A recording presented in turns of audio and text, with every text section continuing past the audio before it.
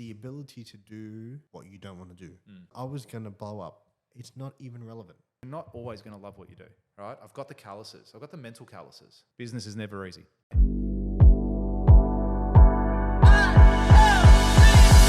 Welcome back to episode 2. You obviously liked episode 1. Back again. My name's George Passis. And I'm Robbie Chakere. Thanks for coming. Thanks for listening. Let us tantalize your earbuds for the next hour or so. We are going to talk about a topic that I think every single person in business needs to have. This is a character trait that every single one needs to have, because business is never easy. I don't care what you do. I don't care what stage. I don't care how much money. There will be times where business is not an easy venture. And the topic of today is resilience, and how to get 100%. grit, how to get through those difficult times, and what you need to do that. And I've experienced that many times, currently going through it right now in business. And I've found that all the training, everything that I've done over the last few years has really helped me get through difficult times. You know, I put up a tweet the other day and I said, winning when everything's going well, that's easy. Like winning when it's all going your way, that's easy. Anyone can do that. When everything's going your way, getting up, going to the gym, doing all that, it's perfect. It's when it's not. It's when the customer pulls out. It's when the cash flow's not there. It's when it's not going your way. It's when shit happens. That's the difference, yeah? That's how champions are made. That's when, you know what, they're the days where you really make money.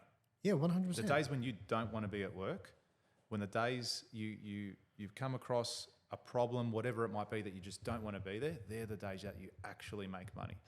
Because, you know, they say when you love what you do, you never work a day in your life. Right? I don't agree with that, because you're not always going to love what you do, no matter what it is. That's true. You're not always going to. You might genuinely love what you're doing, but there's still going to be days that are going to be difficult, or that you just can't be bothered. And I think discipline has a big part to play in this as well. You know, I enjoy going to the gym at times, but every morning, 6 a.m. when I have my session with my trainer, I don't want to go, because I know he's going to smash me with legs. And I've got to do this one exercise that I hate doing. But I still go and I still do it. And that's discipline. You still push through the hard times, even though you know it's going to be hard, because it builds character and resilience. Yeah. And then in the future, when you come across that issue, you come across that problem, you've already been through it. It's like, what's next? Is this all you've got? It's building the right habits, right? It's doing the right things. Like, I didn't want to get up today, dude. I did not. I woke up today. I was like, man. You know, you're the best salesperson when you're in bed and your alarm's going off, and you're like, just sleep a bit more. Like, you know, you worked hard yesterday. Or, you know, you had a shit day yesterday, and you just go until 7. Most people still sleep at 7 anyway. If you get up at 7, you're beating half the world anyway. Like, everyone's still asleep. So David Goggins is massive on that. It's like he calls it you're in a bitch. You're in a bitch. You're in a bitch. Yeah, Joe Rogan as well. You're in a bitch is talking to you. Yeah. Telling you to stay into bed, not go for the run. And something you do, which I like, but I don't get on. I'm still not on the bandwagon, is cold showers in the morning. I can't stand it. I know. But I mean, part of me is like, but the other part of me too, I don't want to. Like, fuck you. I don't want to have a cold shower. That's the reason why you do it. I know, but I don't. You think I want to? Can I just say, I'm an animal now. You think? Imagine if I have fucking cold showers. Do you think I want to? George, I've had days where I'm like, you know, when you wake up and you're just not having the right morning and and you try and do all, and you do most of the right rituals, you do your gratitude practices and everything. But I've had days where I'm in the shower and I'm like, you know what? It's been a big week and I'm not going to do the cold shower today. And I'm just having a hot shower, and I will convince myself that I'm not going to have a cold shower. And then at the end, I'll be like, you thought you were going to get away with this, you fucker. And I'll go full cold for like 2 to 3 minutes and wear it and walk out. And not once have I ever gone after doing it and said, man, that was the worst thing ever. I'm so, regret doing that.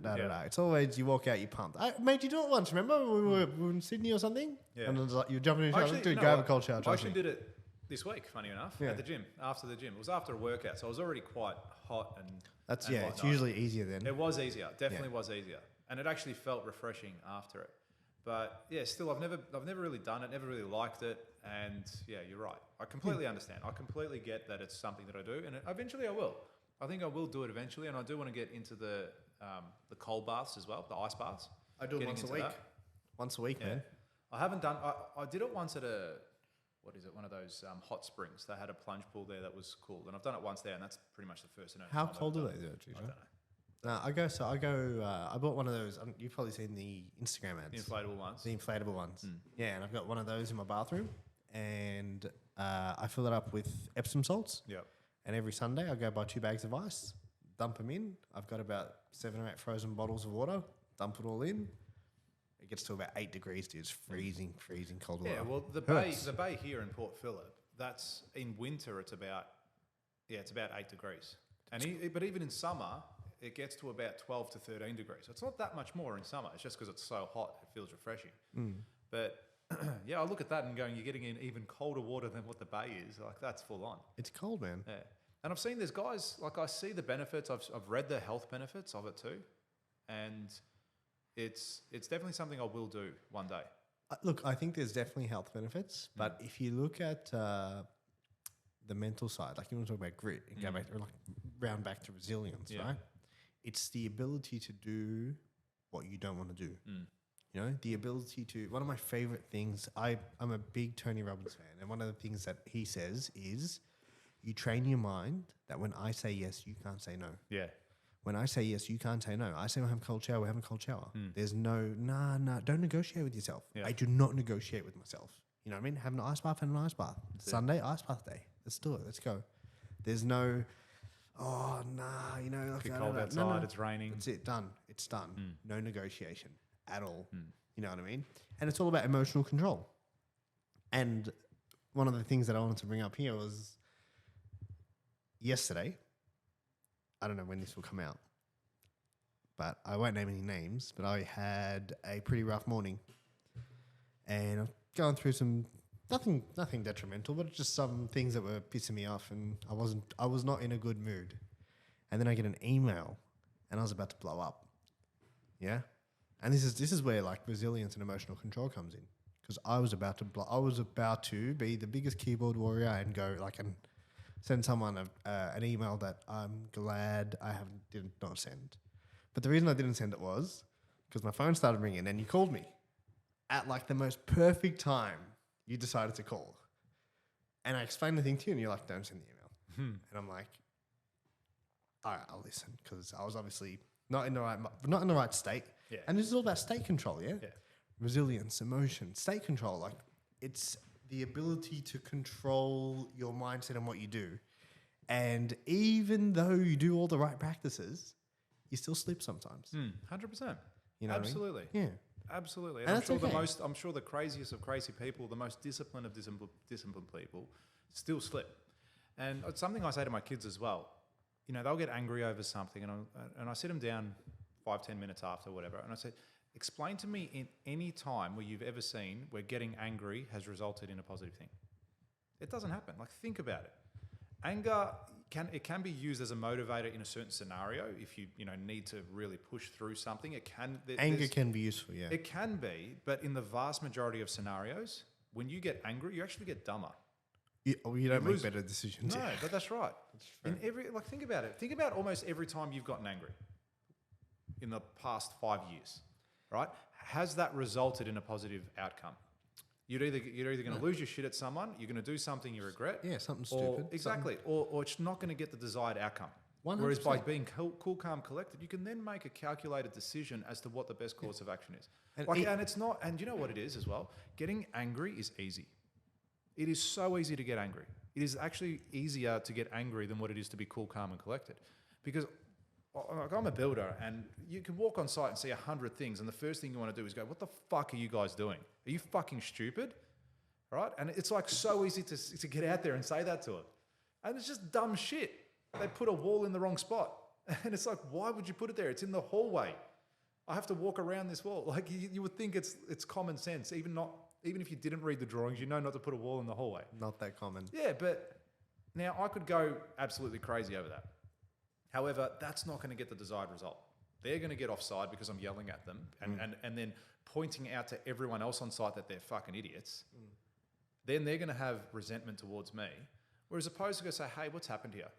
And it's like, this wall isn't in the right spot. Do you realize that? Oh, I read the plans wrong. Sorry. Okay, cool. Just pull it down, put it in the right spot. And that result may have gone, look, mate, I'm not going to charge you for this. Obviously, my stuff up, I'll fix it up. Like, yeah, cool, man. That's great. You're taking accountability for your actions. Whereas if I rolled in there real confronting and angry and said, you're an idiot, you're dumb, like, why would you do that? Right? What are you about to say? You knew what was about to happen. Then they maybe had turned around and say, you know what, you fucking do it. I've had a big day. Maybe, and that's the other thing.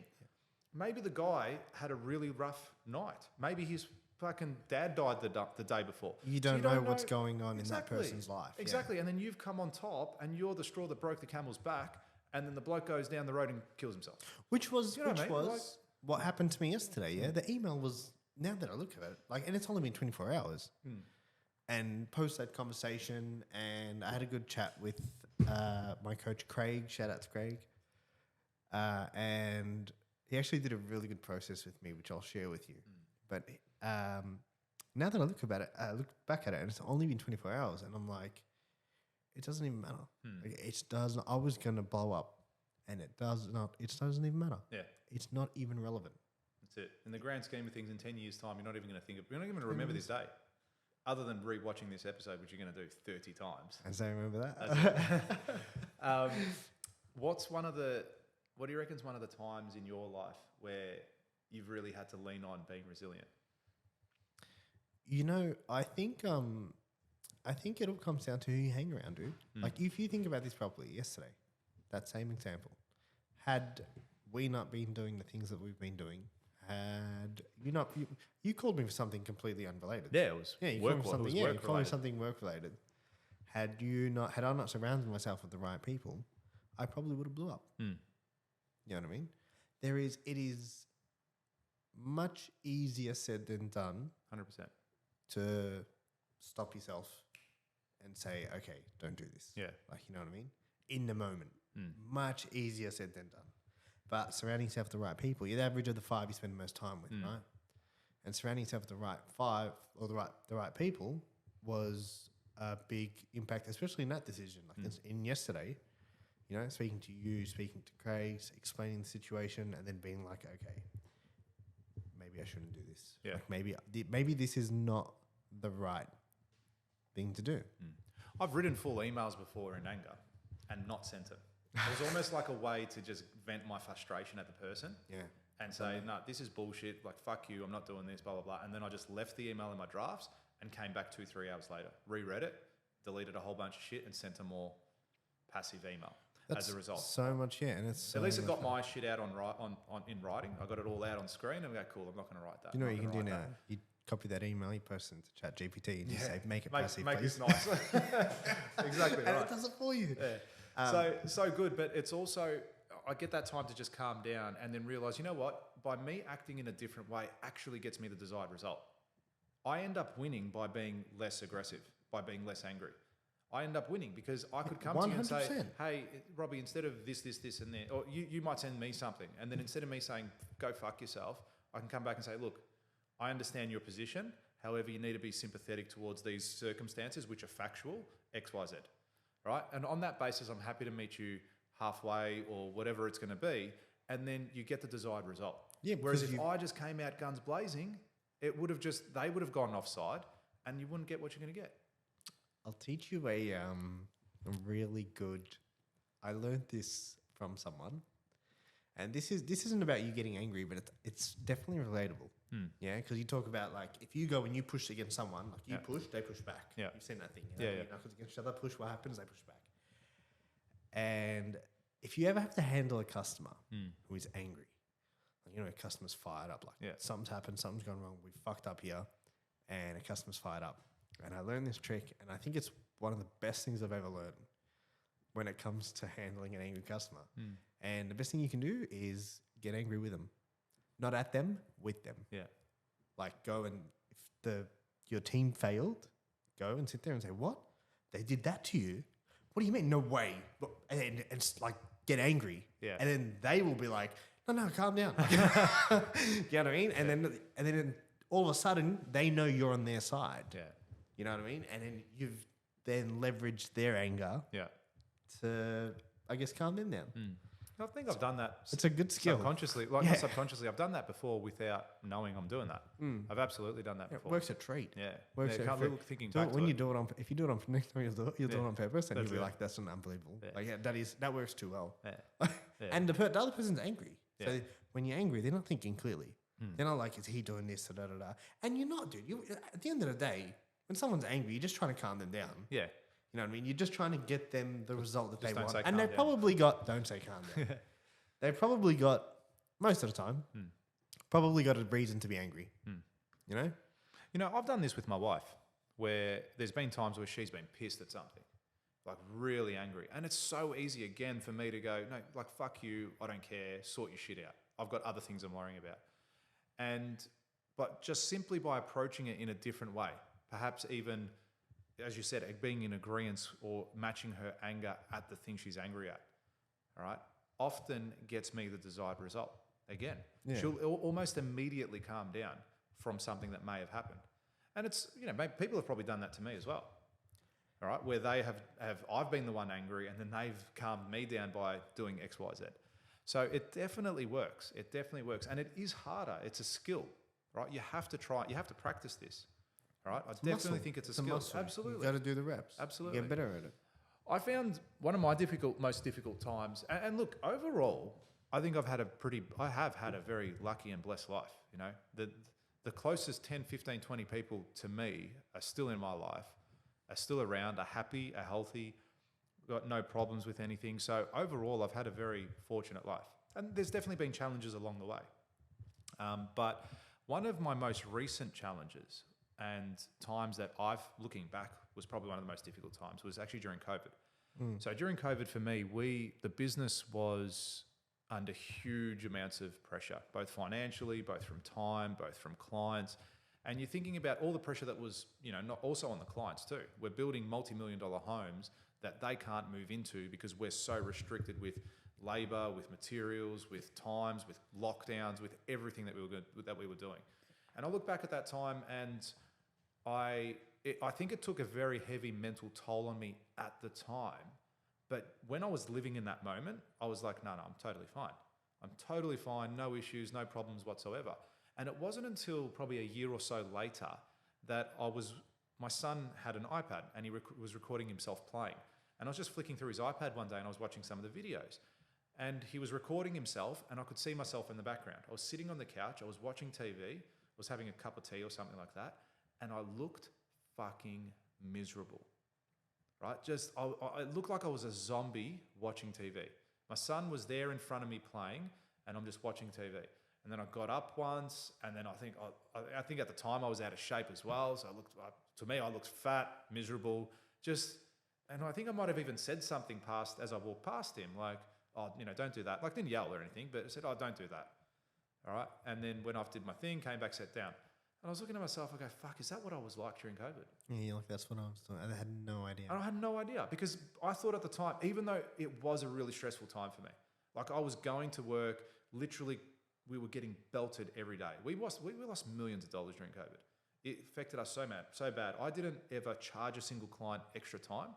I didn't charge a client all the inflation issues that we had with materials. I didn't charge them a whole range of things. I wore it and I looked after everyone. I looked after all my employees. None of them ever got any time off. I paid absolutely every single person, right? And I kept everyone employed. I'm actually really proud of myself for doing it the way I did, right? It's called integrity. And even though I did that, people still did the wrong thing by me at the end of the day by not paying their final bills. Yeah, you are not other people, man. You I gotta know, remember that. but if I have my time again, if another COVID event ever happens again, I'm going to act completely fucking different. I'm going to think everyone protect would. the ship. It was so unprecedented. It man. was. Like, people but- didn't know what was Okay, going but you know, on. so's the GFC in 2008. You know, Grant That's too Cardone young. says this. He goes, when the GFC hit the first time, I was fucked. I had this, I had this, I had this, I had all these things. I was so exposed. Money was being lost every single time. Now that COVID happened, the guy went from being a millionaire to a billionaire because he was prepared. He had that training. He had that experience from 2008 to realize, hey, I need to make changes today, right away, to help my future. And as a result of that, the guy went from being a millionaire to a billionaire. That's massive. That's and what I'm happens. looking at it right now. That 2020 to 2022, and arguably this year as well, that has been my GFC. That was my period where I've gone, cool, these are the holes in my business. These are the holes in my personal life, in my mental health, in my physical health. And this is what I need to fix. So and as a result, Yeah. COVID was the worst thing that ever happened to me and the fucking best thing that ever happened to me. Yeah. So because it happened to you, it exposed you. That's right. That's what happened, right? That's right. You got 100% exposed. It did. 100%. 100%. And now next time in business, I'm always going to protect the ship. I'll always protect the ship, even in any aspect. I will make sure the ship is always afloat. If that means I have to fire every single person at my business, no matter how much I like them or care about them, I will do so if it's in the best interest of the business.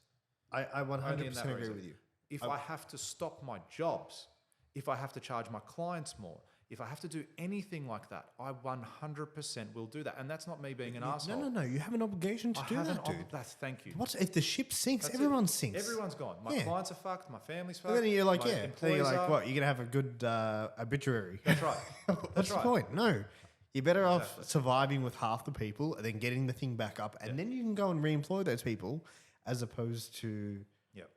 letting the whole thing sink because you tried to be a nice guy. That's it. And again, COVID's made me a millionaire. Right? It will make me a multi-millionaire as a result. We're still not there yet, but we will. I've got no doubt. I've got an unwavering belief, and I've always had this, which is odd. Not odd. I think it's unique. And I think I said this story at the last podcast, in our last episode. So sorry if I'm repeating myself. But years ago, I had my friend who were walking home from school. I'll make it quick. Walking home from school, he saw a Ferrari drive past. He goes, "Fuck, I'll never have that." And he goes, "Yeah." And then I turned around and said, "Fucking oath you won't." That's In mindset. my mindset, at 18 years old, I was like, man, that's one of 6 supercars I'm going to have. He had given up on his dreams from fucking day one. Given up. It was so far beyond him to ever have that post winning the lottery. But You know, that's- and I've that's, had that, always had that unwavering belief. And even though I'm still not at that stage where I have one of 6 supercars, I still like it's just a matter of time. That's Shit's gonna blow up. That's a reflection on mindset, though. Yeah, right? absolutely it is. Yeah, And your and what you- environment that you brought up into. Just took the words out of my Yeah. mouth. What exactly? What you grew up around. Mm. Yeah. Have you heard the? I think people really underestimate how much your environment impacts what you do, what you say, what you think. Like I think people genuinely believe that they're in full control, Yeah. and you're not. Mm. Like you're just not. There is so much that impacts you. People don't understand it. Have you heard about the study done by? It was either Stanford or Harvard. Don't quote me, but they did a study where with the cup of coffee, Oh, Have you heard it? the coffee and the Coke? the warm drink and the cold drink. Yeah, I have. Explain it. So I'll people know. explain it. Get Yeah. some So context. for those of you who haven't heard it, so there was a study done by it was some university in America, and they went up to someone, like they went up to people randomly in a shopping center, and they handed them a drink and said, "Can you hold my drink? I just need to tie my shoelace." And they handed him a drink, and they tied their shoelace, and then they took the drink and they left. And then about 20 minutes later, someone came up to that same person, different person, came up to that same person and said, "Hey, we'll give you $20 if you can read this short paragraph and give us a description of the character." The only difference was half the people got a warm drink, like a hot drink, and half the people got a cold drink. The people that got the hot drink read the exact same paragraph and described the character to be warm, loving, and caring. And the people who got the cold drink described the character to be cold, closed off, and untrustworthy. All from a drink they were handed the temperature of the drink 20 minutes ago. If that can impact what you're reading and you're reading the exact same words, what else is impacting you that you're not noticing? You know what I mean? The things that you've got up on the wall, the things that you have around your house, the people that you're hanging around. You know what I mean? The things that people are saying, the things that you're listening to. What are you listening to when you're in the car? What are you listening to on the radio? Yeah, and now you'll see this even more so when you have kids one day too. But even anyone that's got kids, imagine look at the shit that they're taking in. Like think about how much they're being influenced by their environment, by you coming home and punching on with your missus or your mister. Do you know what I mean? You guys having that argument with each other. How does that affect your children? Are they sitting in front of YouTube watching stupid, mindless videos, and how is that affecting how they act? And I've noticed this in my own kids as well. You know, my son, like, he's 9 years old and he's watching some of these YouTube clips and comes home and starts saying "bruh." I'm like, I'm not your fucking bruh, right? Yeah, Right? there's man, And- school is going down the wrong. School's man, going down the jeez, whole that's route. that's a topic. That's a for whole another time. day. Yeah, this is like you could go down. That's a rabbit Yeah, hole. absolutely it is. And I think it's fucked, in all honesty. In this country, I don't think the schooling system is great. I know people looking to leave because they're like, they just have beliefs about certain days, Yeah. about certain letters. Oh, Their kids don't go to school on those days. They're like, No, I don't could- want my kids doing that. totally fine. I don't want someone to mess with my kids' heads. 100%. And it's a total leftist bullshit fucking agenda, Yeah, which yeah. pisses me off beyond compare. All right? And like, honestly, man, But I then, know say, this but is then say, go back to resilience. How, Yeah. do you how do you handle it? would I handle it? How do you handle it? It doesn't bother me in any way personally. It's when you start influencing the mind of my fucking kids, I will lose my mind. Do you know what I mean? I'm old enough now to say, hey, stop being a dickhead. You're not a tree. Or you're not a cat. Or you're not a fucking... Trees, whatever. dickheads. Absolutely they are. Trees, Absolutely they are. trees talk, man. No, that's all right. Tree, They give us air.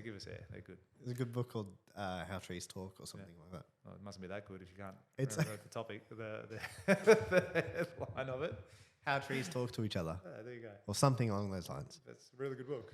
So I hear. It's what's inside that matters. What would? What's inside? I don't know. Nah, I'm telling you, it's what's Oh, inside that okay. matters. I wasn't asking. But yeah, absolutely. That to me, it's okay. But I make sure that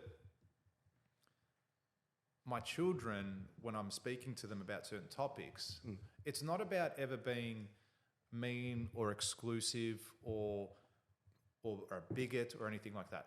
Absolutely nothing. It's more like I'm a logical person, as are you. Yeah. It's factual. It's what's real and what's not. And I don't want them coming home and saying, oh, you know, this, and this because my teacher told me. You're teaching them to think the way you think. 100%. And that's my prerogative. Yeah, Right? As their 100%. parent, like I brought them into this world. Yeah. They will be brought up the way that I want them to be brought up. It's the same way you wouldn't question how they're going to, what their religion's going to be as they're growing up. Yeah, So why are you questioning other things in that aspect? All right. So that's how I see that. And I've got really strong beliefs, and I'm happy to tell anyone to go fuck themselves if I need to. Here's the other thing with it though. If you need to. Right? If I need to, I will, absolutely. And I've always said to my wife, I go, I hope I'm not at a school assembly or something like that and I start doing shit like that, because I'm going to be that one parent that stands up, grabs their kids and leaves. But here's the other really bad thing about it too. So my nephews, who are older now, 17 and 19, when they were going through school, if they had a belief that was contrary to that far left, they got bullied as a result of that too. Right, so not them personally. Give us an example. So so right now there's all this gender inclusion and all this sort of stuff. If you're a girl but you want to say you're a boy and vice versa, if you believe anything different to that as a student, like if I was Now? in if I was in year 12 or year 11 and I said bullshit, there's no such things as if you're a boy, you're a boy. If you're a girl, you're a girl. You will get bullied for that. George, That's where that's at now. You were there on Friday night. You saw what I went through. Yeah. So, Yeah. But I'm just saying in that aspect, like that's wrong too.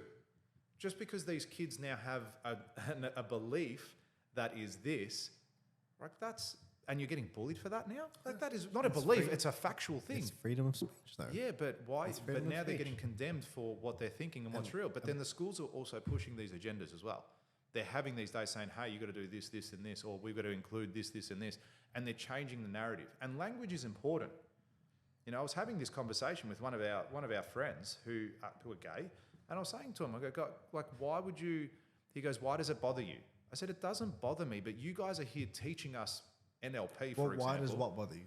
Oh, like saying if a man's a man and a woman's a woman, right? And they were saying, he goes, why does that bother you if someone is a man and they're saying they're a woman? I said, look, it doesn't bother me in that perspective, but you need to understand, like you're teaching us all this stuff about language and how it's important and how it needs to be, That you know, was- all these was that- things. was that- This was do you know this ages ago. person? Yeah, you know him too. Okay. You know him too. Do you want to name him? No, Come it was in Sydney. I would. We were there together. Oh, yes. We're at I dinner. know It was exactly ages what ago. But so if I saw a cat Yeah. and I was like, hey, look at that dog. Yeah. Wouldn't that bother you? Absolutely, it's silly, but it's Uh, not. you It's, you know slap what, me, it eh? doesn't- it doesn't- Slap me if I do that. But it doesn't bother me. No, it should. No, it wouldn't bother me, in the sense that you can believe that. Yeah, you just Don't like, make me believe it. Don't tell me. I'd say that's a dog. It's a cat, but have fun. Like you can be what you want. You can say what you want to do. You don't put your beliefs on me. And then when you put it on my kids, that's when I lose my mind. All right? That's fine. You can say and do whatever you want. I can't stop you. And I'm Yeah, not going, from- and again, this yeah. is talking about anger. I'm not going to get angry at you. Okay? Maybe you genuinely believe that. That is your perception. It's your reality. Yeah. Right? It can be a mental health issue too. Who knows? Who- Right? yeah, But I'm who not knows? going to then say, you can't sit here and get upset at me because I say, nah, come on, man, it's a cat. You just have to respect how I feel. If I have to respect how everything else and everyone else feels, well, then it's got to be reciprocated too. It's got to be reciprocated. I 100% agree. Anyway, a little bit off topic. No, but- you just handled that, like, so talk about going full circle. You just handled that in a really resilient way because you could have got pissed off and you didn't. 100%. Yeah. And that's so true because you can do that. Some people have that such strong belief that it's I was about to this get or fired up. this. Yeah. Okay, so we're coming up to a referendum now. All right? Yes or no? Yeah. Okay? I already know what you're voting. I don't even need to ask you. Me? Yeah, and if you're not, I'm going to tell you, you're going to vote no. I'm talking about But okay, so no. here's my issue. So I've signed a non-disclosure agreement. That's it. Here's my issue with the yes/no votes. Yeah. Okay? And my issue with it is, you've got. So when you say yes and no, what is it? It's a positive and it's negative, generally speaking. Yeah. Right. So then the whole campaign is in a way, to me, manipulative, in the sense that if you don't vote yes, you're voting not for Aboriginals not to have a voice. Okay, so you're a negative person, you're a racist person by not voting yes.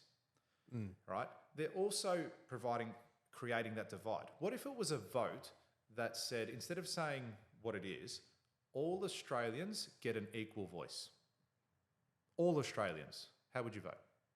That's the question. That's what the referendum's about right now. Yeah, but that's Every single Australian gets an equal voice. How are you voting? Their argument. I'm going to vote yes. Their argument isn't. Their argument is not. Is that they don't. That's their argument. Okay, so they're not Australian. No, it's that they. Yeah. They're not Australian. Yeah. So now our parliament's going to be decided by race. Yeah, that's what it is, isn't right. it? Is it not?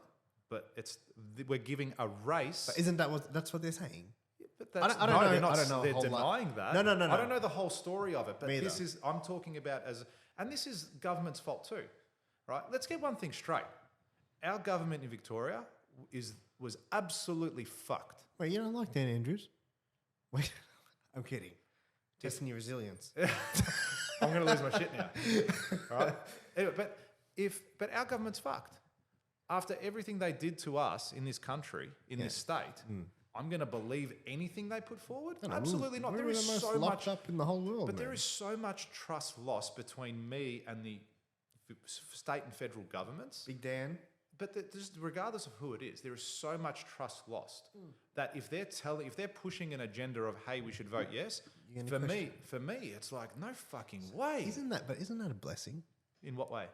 In the way that they gave you something that now allows you to say, hold on. Because probably before you would have said, I'm 100%. sure they probably got our best interest at heart. You know what? Probably. And now you're like, hold on. Yeah. Are these guys, like, are they right? Are they really dead? Absolutely. Like, do they really have our best interest at heart? I don't think so. There was this one politician I sent you the other day who I think is the best politician I've ever seen. The guy from Adelaide? Yeah. Yeah. I can't remember his name, but I will, and I'd love to get him on the podcast because he's one guy that calls an ace of spades an ace of spades.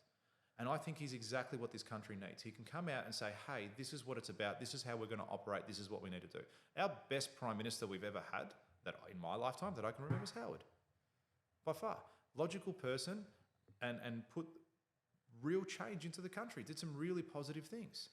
And Bit now young to remember that. yeah. So, I mean, like, he got rid of guns. As Did he? one little thing. Yeah, he got rid of automatic rifles. We could have guns before that. Yeah, you could have automatic weapons before that. My dad goes hunting as a sport or recreation. Recreation. On Don't know what else on you do it for. yeah, well, that's it. For food. Shooting people down. Food. No, but they do. He goes like hunting for deer, so sambar.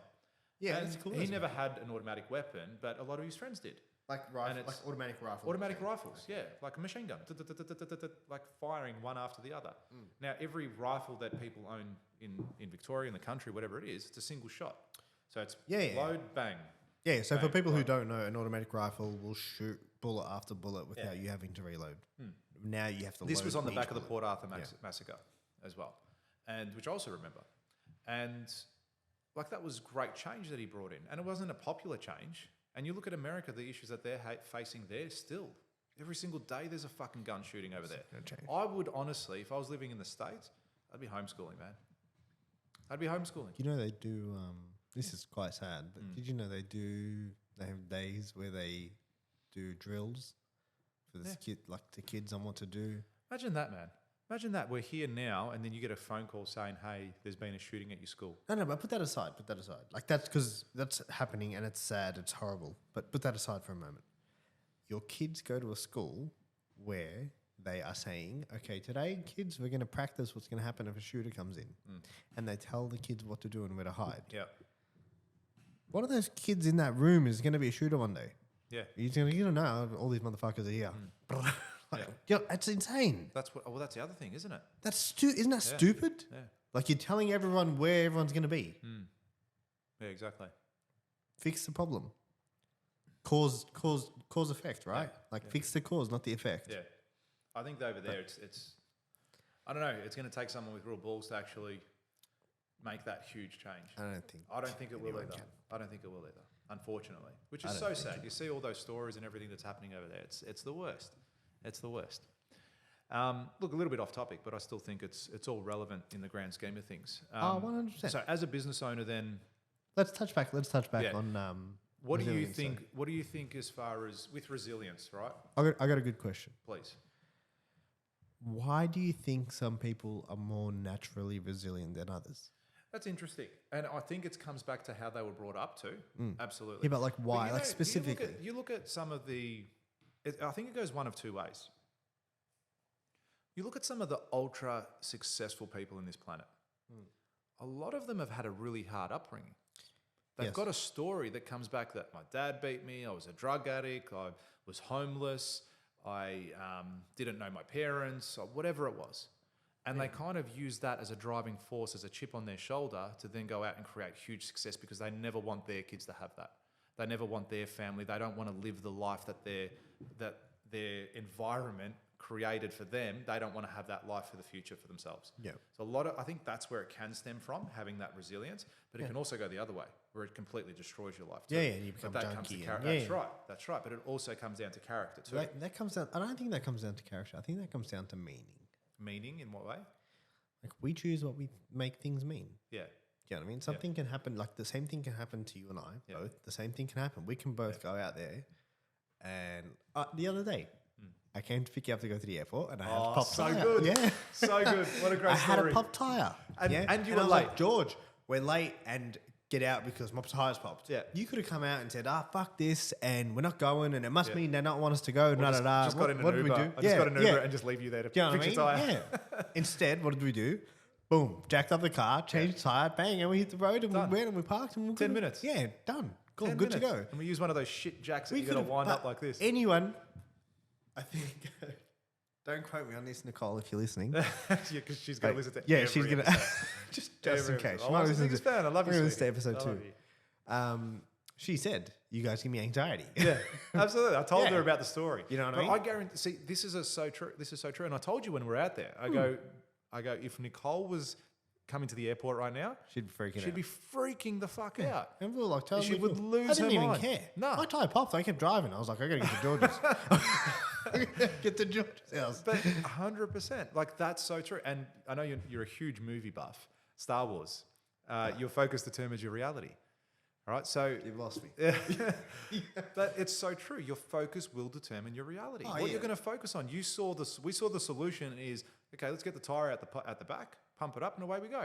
And we still got to the airport on time. Yeah, we were a little bit later, but we had that time. We had that factor there. Pretty sure we ate, didn't we eat? Yeah, we had some food. Yeah. That's it. And got on our plane time. and chilled out.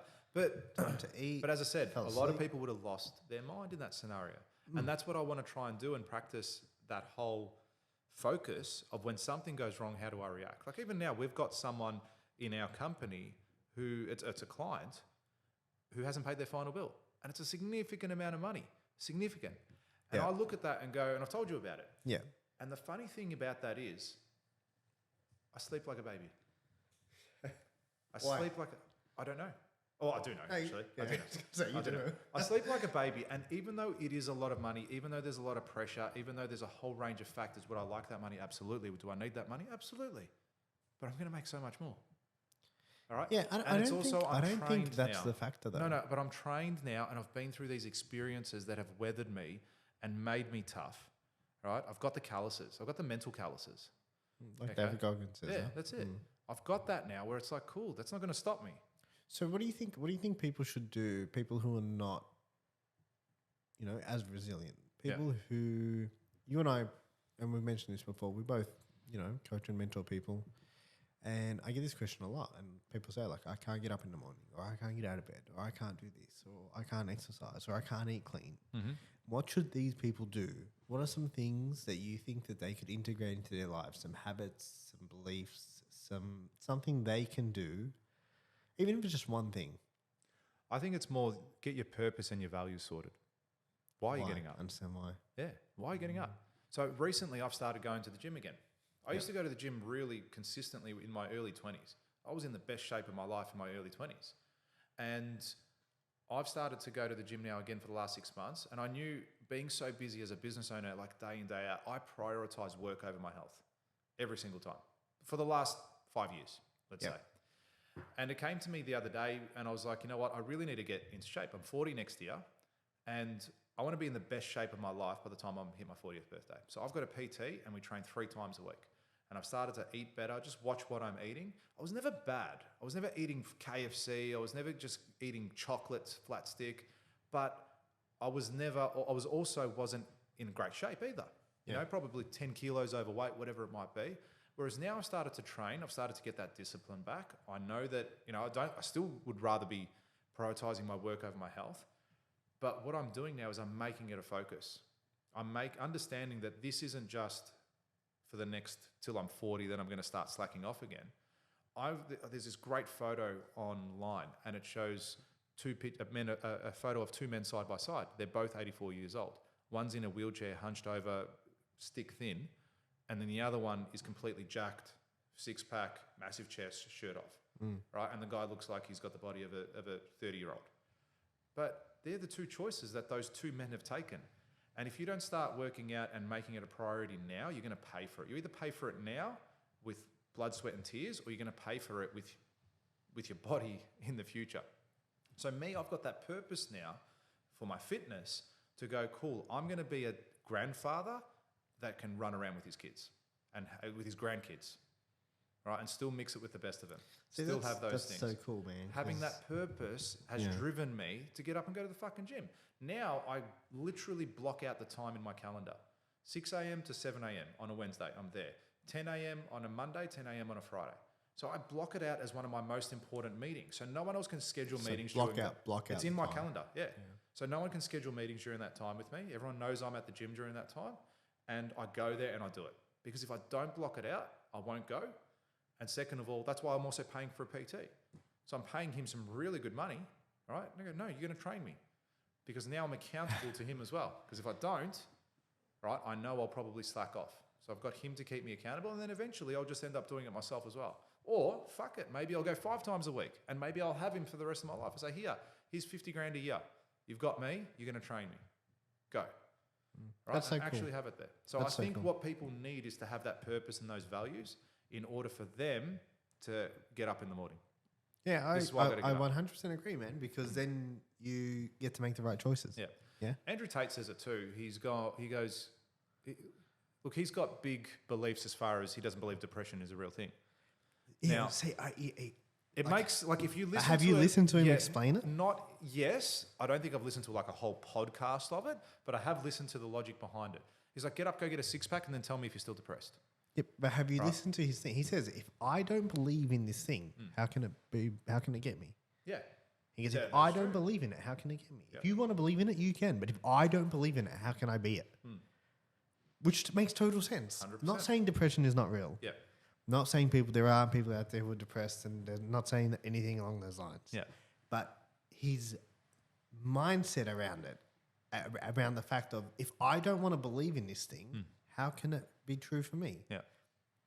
It can't. Do you know what I mean? If I don't believe that I can go broke, I'll probably never go broke. If I don't believe that I can run a marathon, I'll probably never run a marathon. Yeah. You know what I mean? Yeah. Belief. Yeah. Yeah, 100%. which touches back on what you said, with purpose. I put this thing up yesterday, and it said, our life is a representation of our choices. Yeah. Choose wisely. Yeah. You know what I mean? And I think that's a perfect reflection of everything we've spoken about today. Absolutely. Absolutely. All right, guys. Thank you very much for tuning in. Episode 2 is down. We We didn't mention any guests that we're going to bring on this time. You know, last time we shouted out a few people, and this time we spoke Goggins. yeah. See you soon. We've got to get our six pack before we get him on, because he'll come on here and call us fat and useless and why are you playing so small. I feel like I need that.